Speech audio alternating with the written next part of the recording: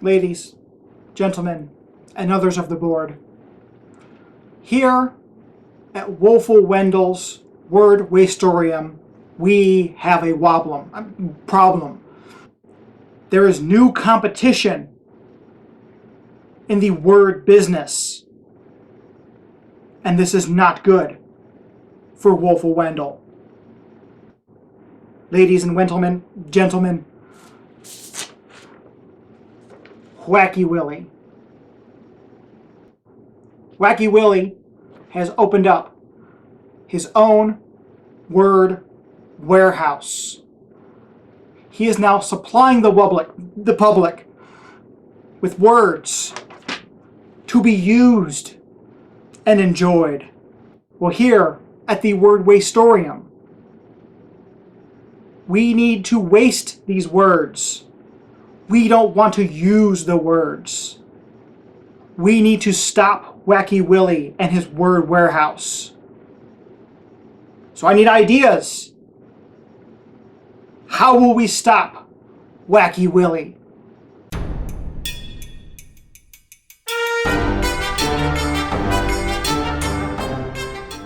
Wacky Willy's Word Warehouse is a wonderful word game where each of the players will be trying to complete work orders, and the first person to complete their work order and then read it out loud will be the winner of the game. And that's a lot of W's right there.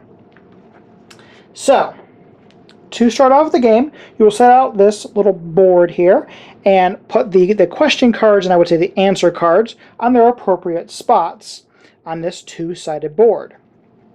Then everybody's going to get 5 of each category of the answer cards, so you're going to have a total of 25 cards each. You're going to keep those separate in your area. Then, these are all of the Wacky Willy's Word Warehouse Wordogram work orders. So you're going to take all of these and you're going to shuffle them up, and they're front and back, so you're going to flip some over and you're going to shuffle them up, and then you're going to hand one out to each of your opponents, including yourself. And you can choose, and you can use either side of the work order that you want. You'll place it face up onto the table, and then you are ready to begin. So according to the rules, whoever was the last person to read and finish a book will be the one who gives the questions first. So let's just roll that die here. And you look in number 4, and that's how you determine which category you're going to start off with. And if you look at your board here, you have places for all the different categories based on the color of the W right there. So right now we're going to go with category 4, which happens to be where. So you're going to look at your where cards, and put those off to the side. And whoever was the first player is going to go ahead and read off the question that is on the where question card. Where did you come from? Seems a really weird question to ask, but what you're going to do is you're going to try to best answer that using your where cards that you have in hand.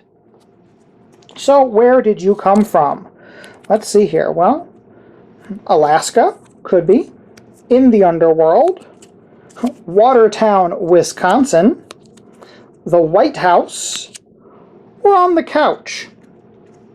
So you will go through all of your answers, try to pick the best one, while all the other players are doing so as well, except for the one who asked the question. So let's just say, I want to say Alaska. So I'm going to take my answer, and I'm going to place that face down in front of the player who was asking the question. And let's just pull some other answers here. And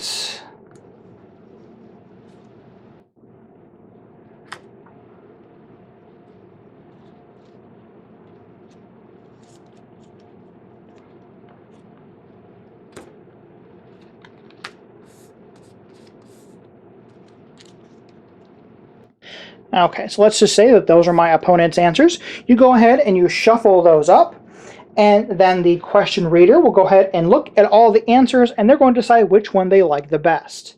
So here was our answer, Alaska. Let's just say they liked Alaska the best out of what was out there. So they say, yes, Alaska is the correct answer. So that's the one I'm going to go with. And whoever had Alaska, you speak up, say, oh yeah, that was mine. You get to take Alaska and you get to place that in the appropriate place in your story.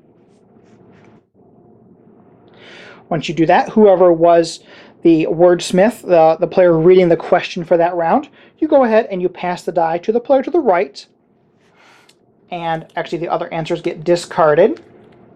So those will just be discarded up there. And you'll pass that die to the right, and they become the new person asking questions. And before you actually roll that die, you're all down to 4 in that specific category, so you're going to draw 1 card to refill that category. So then let's just take one more turn here. Let's roll that up, and 6. 6 is fantastic, because if you look way over here at Wacky Willy, he's saying wild player's choice. So this is actually really good at the end of the game, because somebody might need something very, very specific. But of course, you don't want to give them that very specific thing, because if you're the one rolling the dice, you're not able to place anything onto your board. So you might want to pick something that somebody doesn't need to finish out their area. So let's just say I decided to go with a who for this one. So I flip over the who, and we'll say, who is the evil that lurks in the shadows? So let's look at all of our who's and see who works. So who is the evil that lurks in the shadows?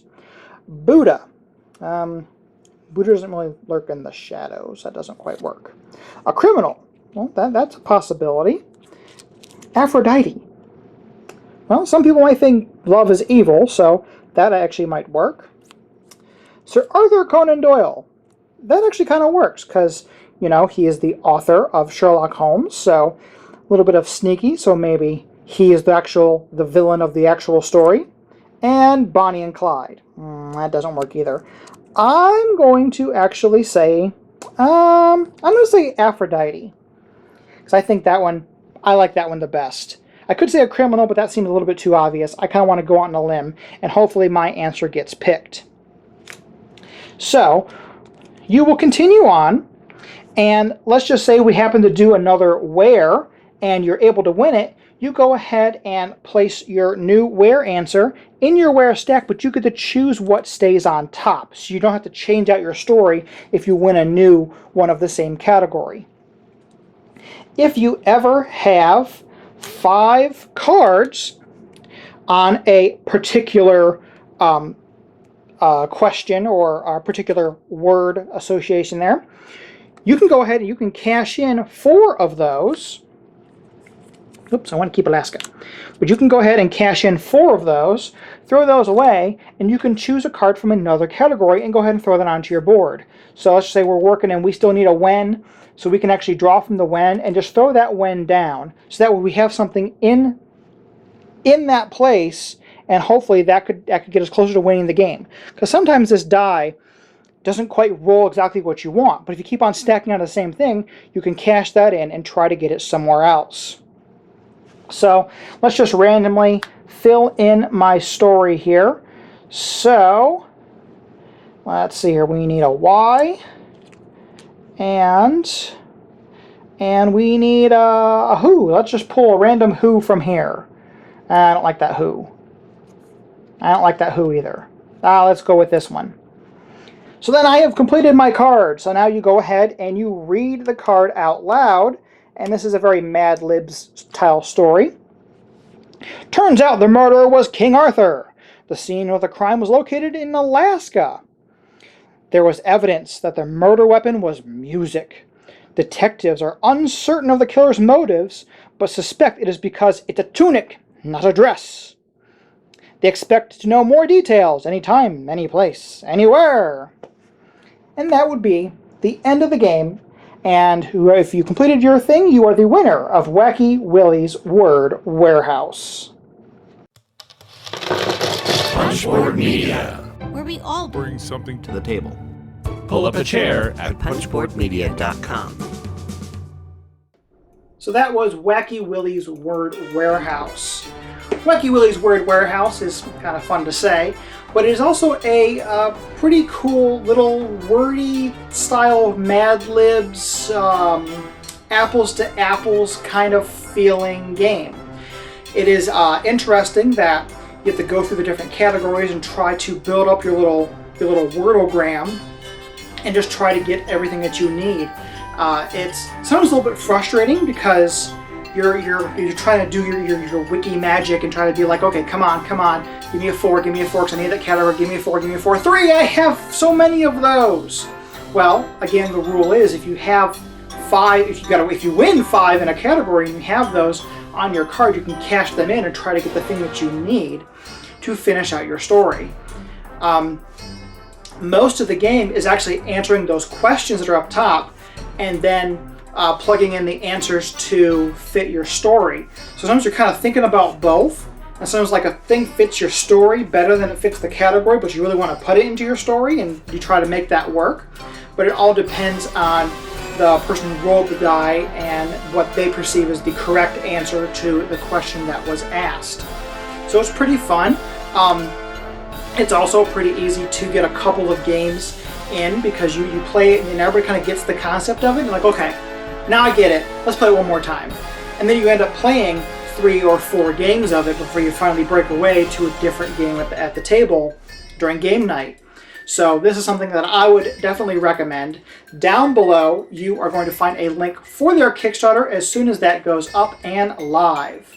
And also, I want to thank Thorny Winch Studios for sponsoring this video. And thank you again so much for watching. Please do not forget to like, share, subscribe, and help support Cloak and Meeple. On my next screen, you will find a link to my Patreon. You can also subscribe there. Don't forget that t-shirts are available. This is not the t-shirt. They're better than what I have on right now. I'm working on getting some so I can show them off to you. But you can go over to geekygoodies.com and you can find some Cloak and Meeple merch. And that'll also help support the channel. And thanks for watching.